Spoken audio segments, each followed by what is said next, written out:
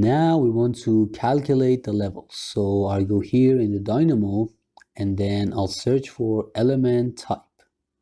Here in the search box, let's see what pops up. And then here I'll put the element type on level. After that, I go back to the search box and this time I'll type in all elements of type. And this way we can find anything that's from this type in the project. Then I select this and then I drag it up here, connect it to this one, and there it is. All right, so after that we wanted to create the pages for it.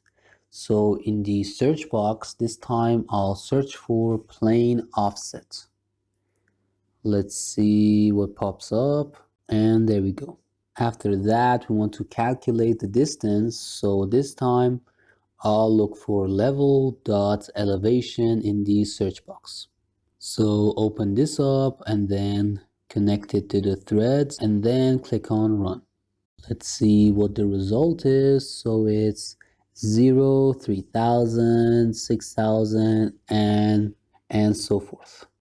And now we want to put the plane in line with X and Y. So here I'll look for plane.xy and then I'll open this first one up and then connect it to the thread and then run. So all right, it's all good up to this point. And because this model of the line that we're seeing is so big, we can't really notice the plane in it. So then I go to the formats from the project units and put this on meters, then 2 decimal places, and then okay. Let me run again. All right, I'll select this again and then run once again, and then I'll connect these two up and then run again. Now it looks much better. Now you can see the line and the levels and the plane as well. So now I want to see the collision points. So here I'll search for geometry dot intersect, and then here I'll select the first one, and then here I'll connect the geometry to line, and then from this other side of the thread connect the other to plane. There we go, and then click on run. And now you can see the changes and the dots popping up. After that, I'll go here and in the search box, I'll type in flatten and then add this one to the thread. Then connect the geometry to list, then run. And this way we can convert them all to one list. All right, now we want to split these up. So I go here in the search box and I'll type in curve.split by point. Let's see what pops up. All right, open this up and connect it to the thread. So the point is talking about these dots that we have here, and then the curve is the line. So that's how we'll connect these two. Then click on run again. After that, let me just uncheck the preview on these boxes. There we go. And then this one as well. After that, let's uncheck the preview on this one as well. And then this one. All right. Then we go up here, uncheck this one as well. And the transaction one too. And then this one, and there we go. After that, click on run, and there it is. So now for each level, we have one line here that represents them. So here we have the third and the fourth one, and so and so. All right, so now we want to get the type of the columns as well, so we can replace them too. So here in the search box, I'll look for structural framing. I'll type it out here and then let's see from these ones which one has actually columns in it. All right, open this up and then here connect the curve to this one.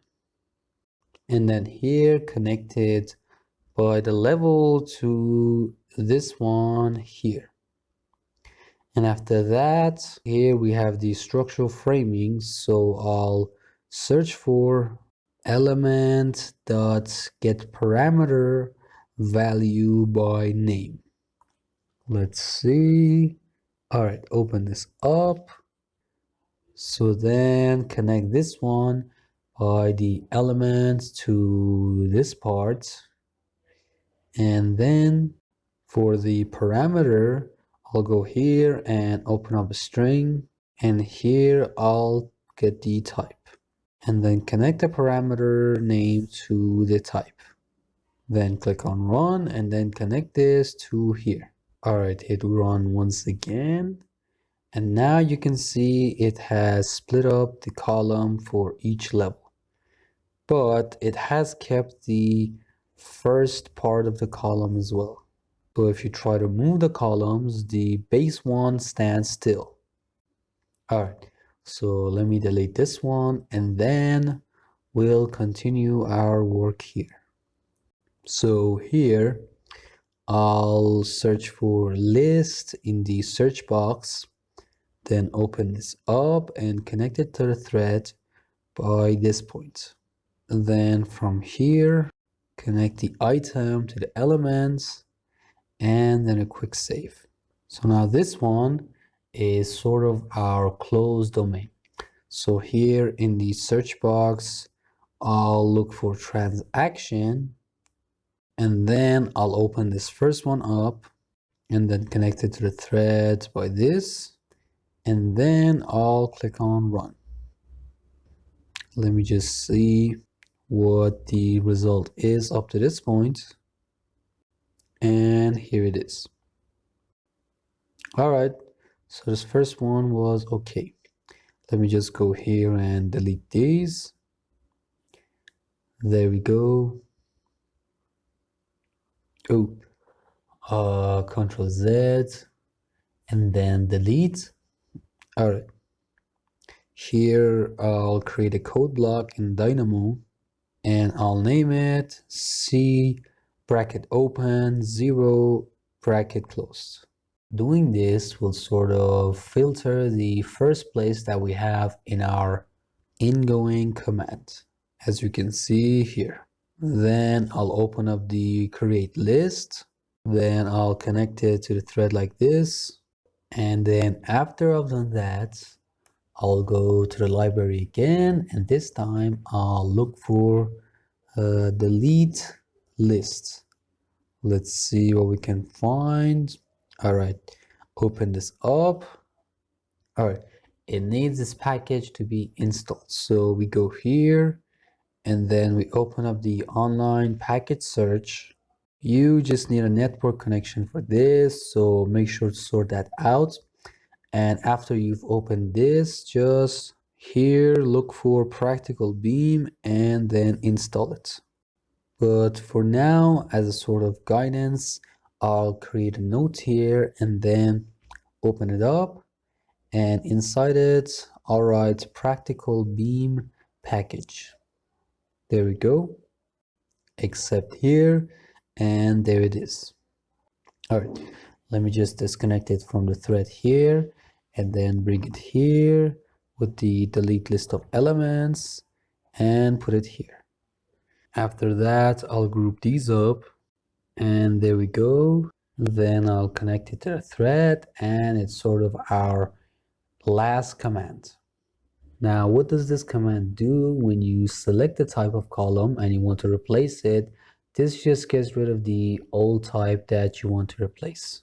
All right, so I'll just save the file and then click on run. All right, then let me go here. Oh, I may have made a mistake. Let me just go here and connect this to our start point, then run. All right, Control Z here. Here, select this one and then this one and click on run once again. All right, now it's been fixed. And now you can select the column and drag it wherever you want.